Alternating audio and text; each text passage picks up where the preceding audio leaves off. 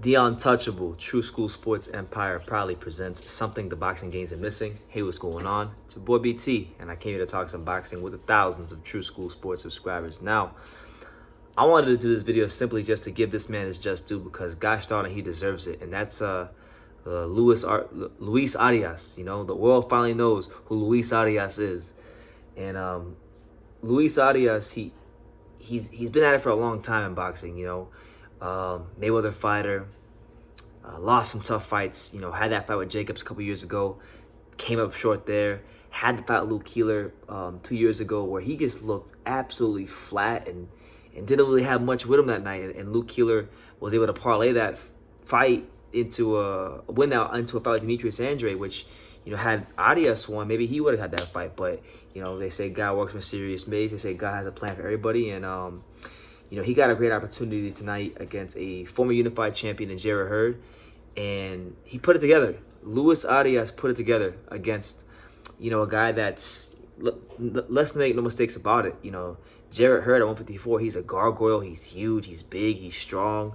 He probably really shouldn't even be at 154, but somehow he finds a way to make the weight. And I've always called Jarrett Hurd the Black Antonio Margarito because he's so damn huge. He's big for the weight class.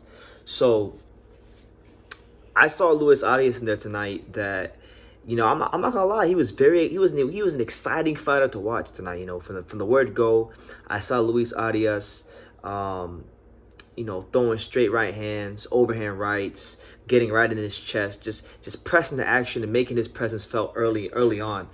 And he was able to sustain it as the fight went on.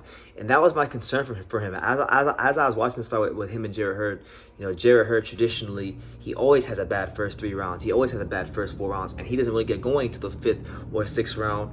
And, you know, like usual, he got better in the 5th, 6th round. But Arias was able to sit there and punch with him and still be a factor in the fight. And, you know, I saw Luis Arias that was able to he was able to utilize the ring. He picked the right spots to box, and he picked the right spots to fight. And I just think, you know, with him, you know, I don't really know Luis Arias. I know he's a guy that's, you know, he used to frequent a lot of the gyms in South Florida. He was trained by Derek Santos at one point. We never really talked or crossed paths too many times, but I've heard great things about him. But like, for me, looking at Luis Arias and the way he fought tonight, I think for however long he continues to box, he should stay with Ismael Salas, because ever since he got with Ismael Salas, he boxed magnificently. I mean, it looked like he knew how to apply himself. He knew what to do at the right times, and doing it against a guy like Jarrett Hurd, who's just barreling down on top of you and throwing all these combinations, who's been a champion before, who's been at that level before. It's not easy to do that when you're a guy like Luis Arias, who, let's be real, this guy has lost every big fight in his career up to this point. There's a lot riding on him winning this fight for his career. You know, if he doesn't win this fight, you know, he's in a really deep, dark place as far as his career, darker than it already is now. So he had a lot to fight for tonight, and he was a desperate fighter, and he fought like that. And long may it continue for Luis Arias. Long may he continue to fight with that desperation, because that Luis Arias tonight is the kind of fighter that I want to see the rest of his career. The same desperation, the same hunger, the same boxing IQ. I want to see that on a more consistent basis, because he showed it tonight. He showed it in this fight with Jarrett Hurd, that not only is he a solid fighter, but he can go out there and compete with some of the best 154 pounders in the world when he puts it all together, and he did that this fight.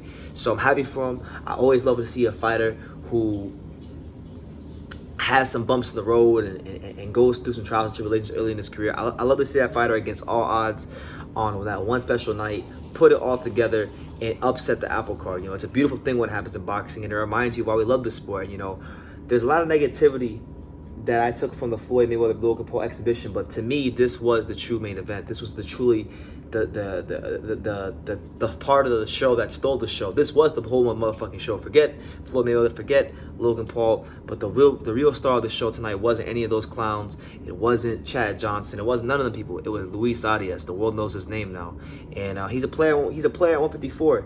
You know, there's gonna be a lot of talk about him doing a rematch with Jarrett Hurd.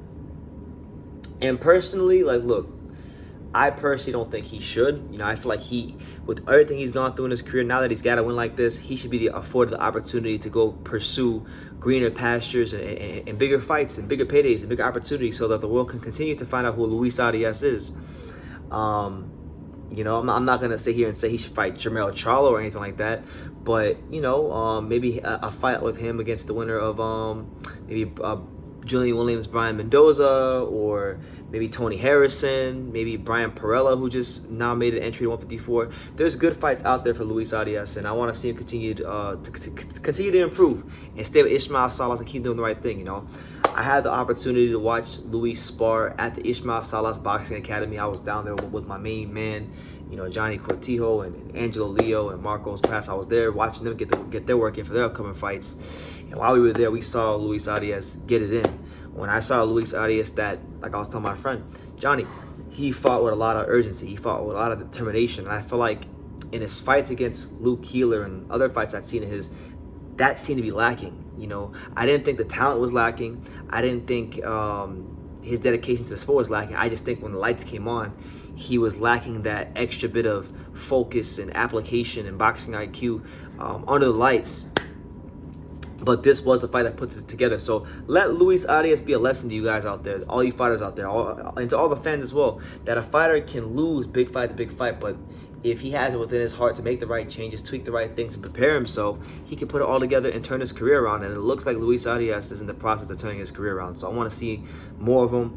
I want to see him continue to improve. You know, he's one of South Florida's adopted very own. You know, he said that in the post-fight interview, he said that a lot of people were telling Luis Arias to go get a job and to quit boxing. And I know what that feels like myself doing the YouTube thing. So I really identify with that part, and I'm rooting for him, man. And I hope he fuck around and win a world title, because he's a very likable guy, and he's someone that has gone through a lot in this boxing game. So I'm gonna leave it at that. That's my little review of the Luis Arias Jarrett Hurd fight. Luis Arias, he knew when to box, he knew when to fight, he knew when to tie him up. Yeah, he got knocked down. There was some adversity he faced with the rain and the slippery canvas, but he did what a true champion does. Like Floyd Mayweather says, a true champion can adapt to any situation, and he did that, and his career is not better for it. So I'm gonna leave it at that. You guys leave your comments down below. Make sure you take the time to subscribe, but like I say in every single one of these videos, you can love me or you can hate me, but I'm just giving Daniel. So until next time, take care, guys.